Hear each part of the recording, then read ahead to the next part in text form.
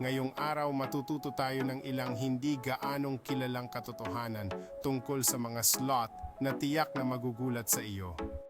Alam mo ba na ang mga sloth ay ilan sa mga pinakamabagal na hayop sa mundo na kumikilos sa bilis na 0.03 milya bawat oras? Sa kabila ng kanilang mabagal na paggalaw, ang mga bingturang ay mahusay na mga swimmer at kaya nilang huminga ng hanggang 40 minuto habang naglalakbay sa tubig.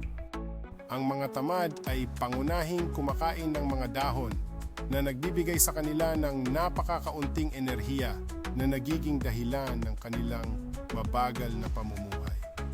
Kawili-wili, ang mga tamad ay mga hayop na nocturnal na ginugugol ang karamihan ng kanilang araw na natutulog at nagigising sa gabi upang maghanap ng pagkain. Ang balahibo ng mga tamad ay hindi lamang para sa init. Madalas itong naglalaman ng iba't ibang uri ng algae na tumutulong sa kanila na makisama sa kanilang kapaligiran upang maiwasan ang mga mandaragit. Ang mga tamad ay may kamangha-manghang pag-aangkop. Ang kanilang mga internal na organo ay inayos upang payagan silang nakasabit ng baligtad ng komportable sa mahabang panahon. Alam mo ba na ang mga tamad ay maaring mabuhay ng hanggang 30 na taon sa kalikasan? Ang kanilang mabagal na estilo ng buhay ay nakakatulong sa kanilang mahabang buhay. Mayroong dalawang pangunahing uri ng mga sloth, 2 daliri at 3 daliri.